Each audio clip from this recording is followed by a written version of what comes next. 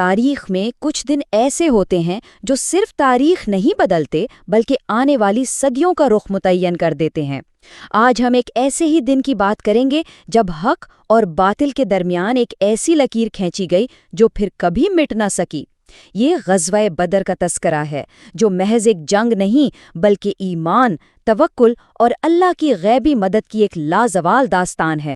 ذرا تصور کیجئے، رمضان کا مبارک مہینہ ہے اور عرب کی تپتی ہوئی سرزمین، دن کی شدید گرمی اور رات کا گہرا سکوت ہر دل میں ایک خاص روحانی کیفیت پیدا کر رہا ہے۔ بس اسی پس منظر میں تاریخ کا ایک عظیم معرکہ رونما ہونے والا تھا۔ لیکن یہ نوبت آخر آئی کیوں؟ بدر کے میدان تک پہنچنے کی وجہ جاننے کے لیے ہمیں واپس مکہ کی ان گلیوں میں لوٹنا ہوگا جہاں اس تصادم کی اصل بنیاد رکھی گئی تھی۔ جب مکہ میں توحید کا پیغام عام ہوا تو مسلمانوں پر ظلم و ستم کے پہاڑ توڑ دیے گئے۔ صرف ایک اللہ کو ماننے کے جرم میں انہیں دہکتی ریت پر لٹایا گیا، بھوکا پیاسا رکھا گیا اور کئیوں کو تو بے دردی سے شہید بھی کر دیا گیا۔ جب یہ مظالم ناقابل برداشت ہو گئے تو اللہ کے حکم سے ہجرت کا فیصلہ ہوا اور مسلمانوں نے اپنا گھر، اپنا مال، اپنا سب کچھ چھوڑ کر مدینہ کا رخ کیا۔ لیکن یہ دشمنی ہجرت سے بھی ختم نہیں ہوئی۔ قریش نے مکہ میں مسلمانوں کے چھوڑے ہوئے تمام مال و اسباب پر قبضہ جما لیا اور مدینہ میں بننے والی اس نئی اسلامی ریاست کو جڑ سے اکھاڑ پھینکنے کے لیے مسلسل سازشیں کرتے رہے۔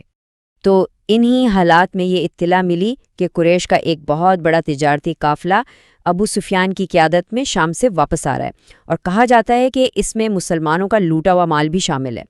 تو رسول اللہ صلی اللہ علیہ وسلم نے اپنا حق واپس حاصل کرنے کے لیے اس قافلے کو روکنے کا ارادہ فرمایا۔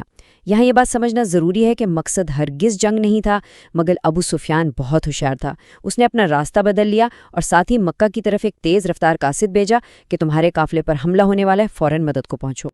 اب میدان بدر میں دو لشکر آمنے سامنے تھے۔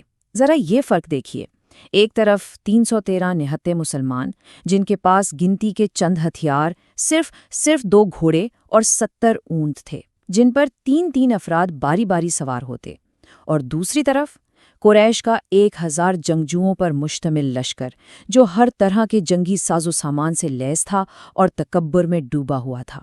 مکہ سے جو لشکر مدد کے لیے نکلا تھا، جب وہ بدر کے قریب پہنچا تو انہیں خبر ملی کہ قافلہ تو بچ نکلنے میں کامیاب ہو گیا ہے۔ کچھ سرداروں نے کہا کہ چلو اب واپس چلتے ہیں، لیکن اسلام کا سب سے بڑا دشمن ابو جہل غرور سے چیخ کر بولا، خدا کی قسم، ہم واپس نہیں جائیں گے جب تک بدر میں محمد صلی اللہ علیہ وسلم اور اس کے ساتھیوں کا ہمیشہ کے لیے خاتمہ نہ کر دیں۔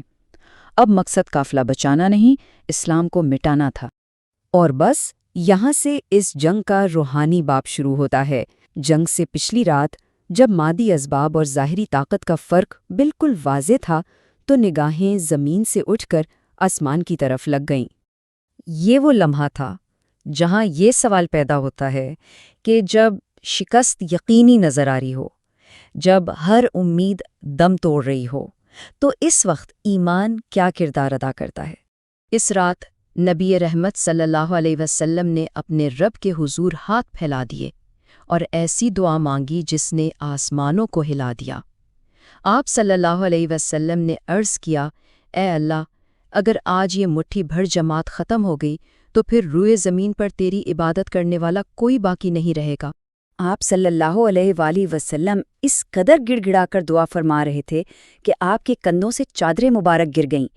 یہ دیکھ کر آپ کے سب سے قریبی ساتھی حضرت ابوبکر صدیق رضی اللہ تعالی عنہ نے چادر اٹھا کر واپس آپ کے کندھوں پر ڈالی اور عرض کیا، یا رسول اللہ، بس کیجئے، آپ کا رب آپ سے کیا ہوا وعدہ ضرور پورا فرمائے گا۔ اور پھر اس دعا کا جواب قرآن کی آیت بن کر نازل ہوا۔ اللہ تعالیٰ نے فرمایا، یاد کرو جب تم اپنے رب سے فریاد کر رہے تھے تو اس نے تمہاری فریاد سن لی اور فرمایا کہ میں 1000 فرشتوں سے تمہاری مدد کروں گا جو پے در پے آتے رہیں گے۔ اور پھر وہ تاریخی دن آیا، 17 رمضان سن 2 ہجری، جسے خود قرآن نے یوم الفرقان یعنی حق اور باطل کے درمیان فرق کر دینے والا دن قرار دیا۔ آج بدر کے میدان میں ایمان اور تکبر آمنے سامنے کھڑے تھے۔ جنگ کا آغاز عرب کی روایت کے مطابق انفرادی مقابلوں سے ہوا۔ قریش کی طرف سے ان کے 3 سب سے بڑے جنگجو میدان میں اترے۔ مسلمانوں کی جانب سے اللہ کے شیر حضرت حمزہ رضی اللہ تعالیٰ عنہ، شیر خدا حضرت علی رضی اللہ تعالیٰ عنہ اور حضرت عبیدہ بن حارث رضی اللہ تعالیٰ عنہ آگے بڑھے اور انہوں نے پلک جھپکتے میں قریش کے تینوں سرداروں کو جہنم واصل کر کے کفر کے لشکر پر پہلی دھاک بٹھا دی۔ اس کے بعد عام جنگ شروع ہو گئی۔ رسول اللہ صلی اللہ علیہ وسلم نے مٹھی بھر کنکریاں دشمن کی طرف پھینکی اور اس کے ساتھ ہی اللہ کی وہ مدد نازل ہوئی جس کا وعدہ تھا۔ مسلمانوں نے بے جگری سے لڑنا شروع کیا اور کفار کے دلوں پر ایسا خوف طاری ہوا کہ ان کے قدم اکھڑ گئے۔ قرآن اس حقیقت کو یوں بیان کرتا ہے کہ دراصل لڑنے والی اصل طاقت اللہ کی تھی۔ اور پھر تکبر کا سر ابو جہل اپنے انجام کو پہنچا۔ 2 انصاری نوجوان بھائیوں معاذ اور معوذ نے اسے میدان میں ڈھونڈ نکالا اور اس پر ایسا وار کیا کہ وہ شدید زخمی ہو کر گر پڑا۔ جنگ ختم ہونے کے بعد حضرت عبداللہ بن مسعود رضی اللہ تعالیٰ عنہ نے اسے آخری سانسیں لیتے ہوئے پایا، اس کا سر تن سے جدا کیا اور رسول اللہ صلی اللہ علیہ وآلہ وسلم کو اس امت کے فرعون کے مارے جانے کی خوشخبری سنا۔ صرف چند گھنٹوں میں جنگ کا فیصلہ ہو چکا تھا، لیکن اس فتح کی جو میراث تھی وہ رہتی دنیا تک قائم رہنے والی تھی۔ آئیے دیکھتے ہیں کہ اس جنگ کے نتائج اور اسباب کیا تھے۔ اس عظیم و شان فتح کے لیے 14 جانثار صحابہ کرام نے جام شہادت نوش کیا، اور اس کے مقابلے میں قریش کے 70 بڑے بڑے سردار، جن میں ابو جہل، عتبہ اور شیبہ جیسے لوگ شامل تھے، وہ سب اس جنگ میں مارے گئے۔ اور قریش کے 70 ہی جنگجوؤں کو قیدی بنا لیا گیا، جن کے ساتھ وہ سلوک ہونا تھا جس کی مثال تاریخ میں نہیں ملتی۔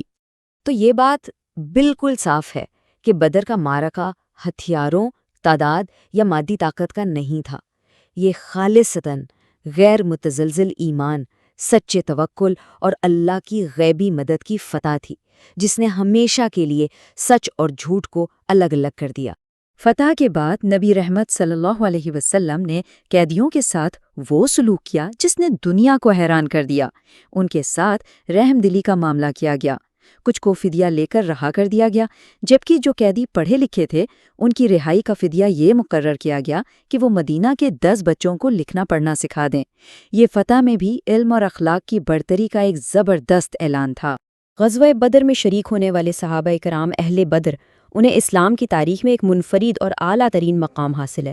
نبی کریم صلی اللہ علیہ وسلم نے ان کے بارے میں بشارت دی کہ اللہ نے اہل بدر کو دیکھا اور فرمایا، تم جو چاہو کرو، میں نے تمہیں بخش دیا۔ یہ بہت بڑا اعزاز ہے۔ آخر میں بدر کا پیغام آج بھی زندہ ہے۔ یہ ہمیں سکھاتا ہے کہ جب نیت خالص ہو اور اللہ پر یقین کامل ہو تو تھوڑے بھی بہت سوں پر غالب آ جاتے ہیں۔ سوال یہ ہے کہ کیا آج بھی ایمان اسی طرح تاریخ کا دھارا بدلنے کی طاقت رکھتا ہے؟